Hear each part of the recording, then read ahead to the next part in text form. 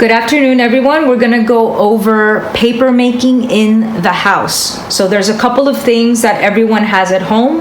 So I'm going to show you the differences between things that you can buy and things that you already have. One of the best things for you guys to have is some of these ShamWows. They're really, really absorbent. Okay. Cheap blender. Don't use your mother's Cuisinart or KitchenAid. Up here, I have examples of different kinds of pulp fiber. This is also a cotton fiber here, and then some other fibers. But you can do all of this with recycled paper. You can use newspaper, colored paper, any other kind of paper that you have at home. The most important part is to actually soak it.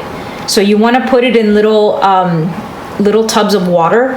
I put a lot of hot water. I put the kettle on, and when I boil the water, I put this in here, so it breaks it down a whole lot quicker. If you're going to use fabric, cut it into little pieces, to little squares, and definitely put boiling water. I have a tendency to soak my fibers for 24 hours.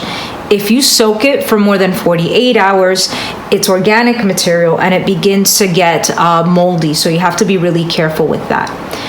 Towards my right, I have a frame that you can purchase. These have a tendency to be a little bit more expensive. This is what is known as a decal, okay? And then you have this really fine screen, then you have regular window screen, and then you have this grid, and it actually just keeps it steady when you're putting it in the vat. This frame here was made in sculpture a while ago, and it's pieces of wood, regular frame, window screen. You can see how loose it is. And all I did was I put some extra duct tape all around the edges. This screen on the top here, I just purchased at Home Depot for $2.11, and it's just a regular vent screen. A sponge. And for our purposes in sculpture, I want to cast the paper, right? So I made these little pieces out of Sculpey, and I'm working with 3x5 sheets because that's the size that I want to work on for my pieces. I'm also going to work with a 3D printed piece that I put on plasticine, and I can only do half, right? So it's no different than when we made our molds for plaster for glass. To my right here, I have already some fiber pulp that I blended with the water, and you can see how very, very fine everything is. If you don't have a vat like this vat comes to us from printmaking, and if you don't have a vat like this, you can always use a big Tupperware or a casserole dish. On the right here is some felt and some old packing blankets and rolling blankets and pushers, technically, for printmaking. So I was able to use these because they had a bunch of ink, and they're no longer good for printmaking purposes, so we use it for paper making. So I'm going to go ahead and blend the fibers that I have left so you can see how very fine the consistency should be. Because again, we want to be able to use this for sculpture. You want the fibers to be as fine as possible. And you could also make really nice paper this way. So I'm just gonna put the whole thing in there and then see what we have. Normally, I also like to put more water. Now this, again, is a very cheap blender, so it's going to spill a little bit.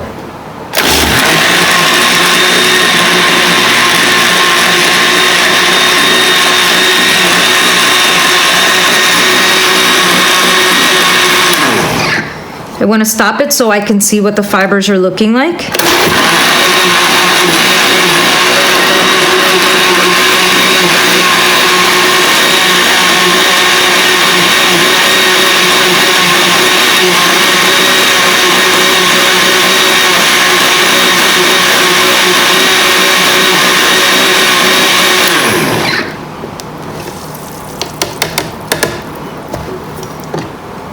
So this is perfect.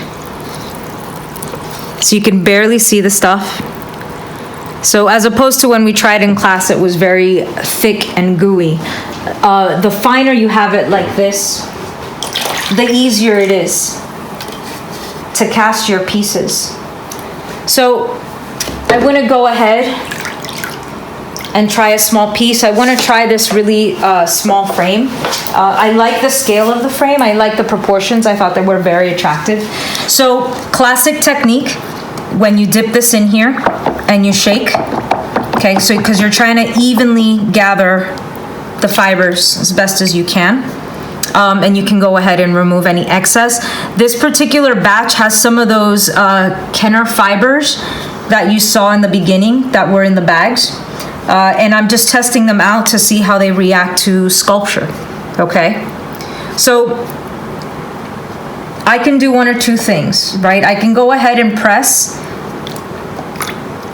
some extra water just with my hands. I can press it out, okay? And I can also then flip this upside down and remove my excess water with my sponge.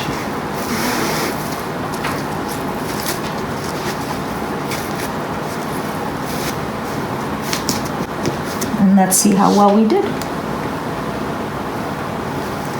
So apparently when you remove the frame and the paper onto another substrate, it's called kissing. So you can see how fine this paper is. That's absolutely beautiful. So with something like this, because of those fibers, which I want us to see, I can grab one of my pieces. Okay, and I'll move this aside here.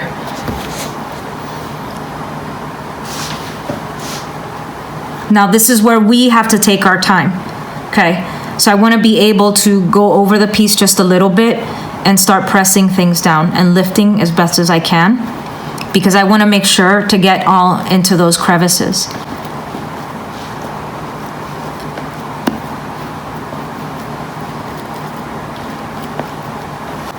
Now I can also go ahead and do a second layer, but I'm gonna try not to.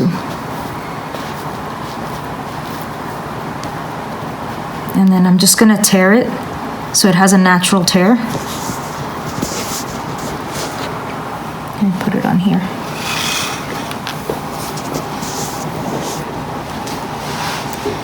And then that allows me to manipulate some of these pieces a little bit better.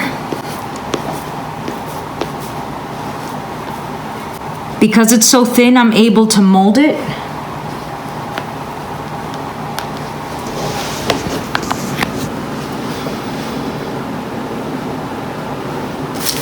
And I'm gonna try the one on this is plasticine and the 3D printed piece.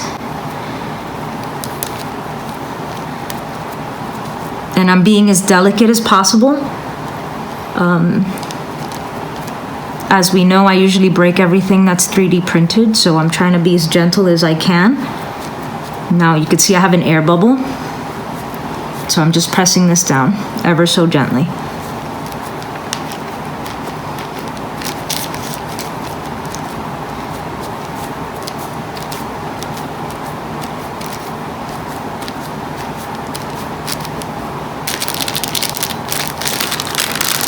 Now I can go ahead and remove some of the deckled edge. However, I actually happen to like that, so I'm going to keep it.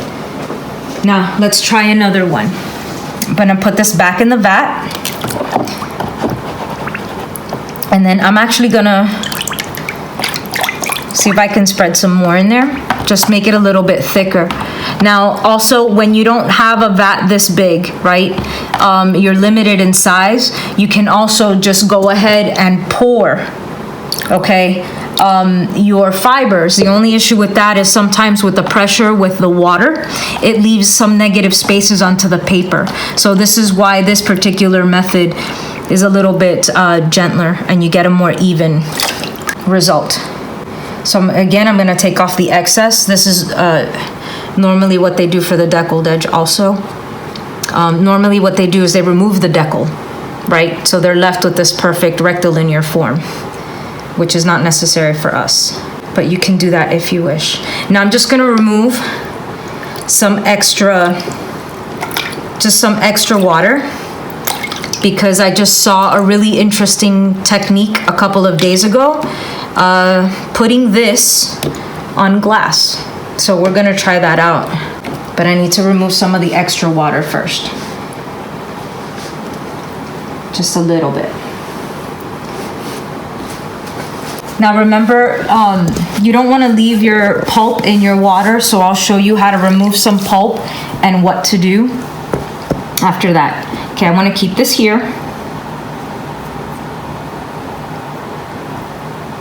And let's see if we can put it on the glass.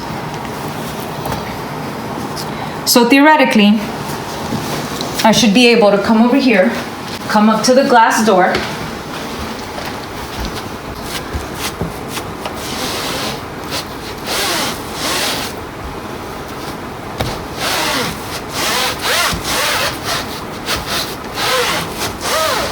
and let's see if it works. Now I understand that with the heat and the light from the outdoors, that could help set up your paper. What? Look at that. Amazing. And then I can set that up to dry. The great thing about that is that means that I won't need an extra amount of ShamWows or felt in order to dry my pieces. So it gives me a lot of options in that case. So let me cast one more piece so I can cast this small piece that I have here. Notice that I put it not on the deep side. If you wanted a really thick sheet, you can do that, but I want a thinner side simply because I need to put it around a very small piece. And you can get thicker paper by doing the other way around. So you're gonna start to see that some of my fibers, it's gonna be less and less and less. So you wanna do this process until you get all the fibers. And then at the end, what's gonna happen is that you're gonna squeeze out all the excess water from the fibers, okay? And then you can keep paper pulp that way indefinitely as long as you dry everything out. Okay, take off some excess just because it's easier. Now the best kinds of molds to cast paper in are plaster, because the plaster will suck up the moisture. So if you have any plaster molds that you've made of your plasticine piece, for example, or you have your glass piece at home with you, you can definitely do this on glass as we just saw, and leave it outside or somewhere warm. Okay, now I'm gonna cast the little piece here. It has a much higher raised relief, so it's gonna take more meat. Now the fact that this is happening is really not a problem. Why? Because it'll allow me to really get in here. I also have some tools that I can push stuff in. Let me see if I can bring this out. Okay.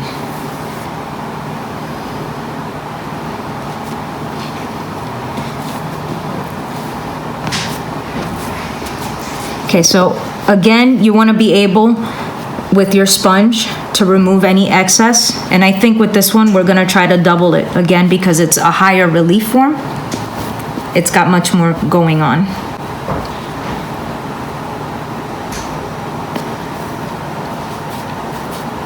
Because I'm doing this while it's wet, the fibers will mesh together. There is also something called methyl cellulose, and think of it as a glue. However, when you're casting, you cannot use methyl cellulose because that glue would also have the piece attached to the mold. So what can happen is I can decide to cast the piece in paper, and in order to keep it together and make it strong, I can add the methyl cellulose after I've removed it from my mold here. But I will not do it during, okay? And I think I'm gonna add some more.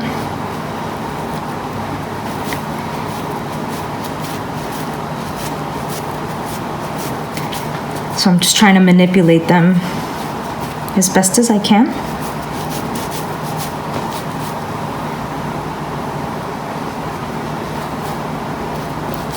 Now with all of these pieces, given the time of day, so it's in the afternoon, it is already 6 o'clock.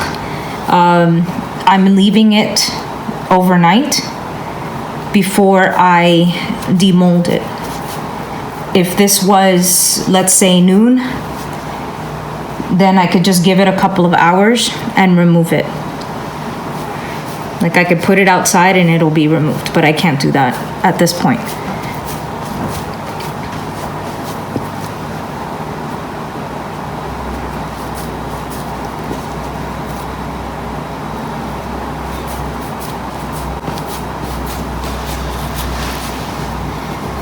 So my hope is, and my intention for these particular pieces is that I will be able to actually use them in a drawing.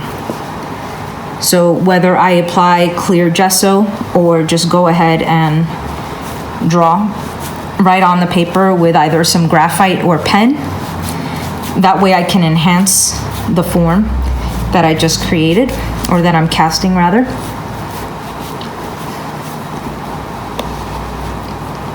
That's it.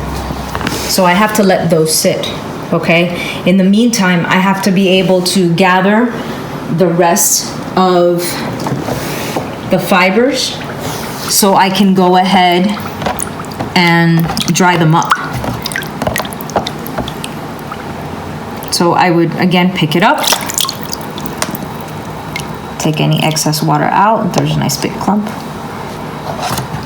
This, I don't need to worry so much about the edges because the objective is to remove all the water. And I can just cast sheets of paper. I could just do that as best as I can.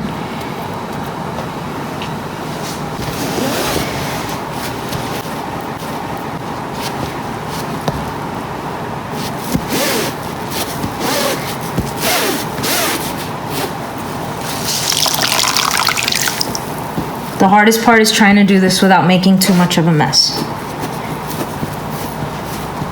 Which is why normally this is done in the fibers department in most institutions, not in printmaking itself, believe it or not, because of contamination. You don't want these fibers all over the place. You could also include it in your fibers combo. You can use lint. So the lint that comes out of your dryer is nothing but fiber, right? So that's actually a really perfect combination. It's just if you want to keep control of your colors, you know, separate your whites and all that. But I think you could also bleach them if you want, just to have everything white. If you don't want that and it doesn't matter to you, then just go ahead and use them as is.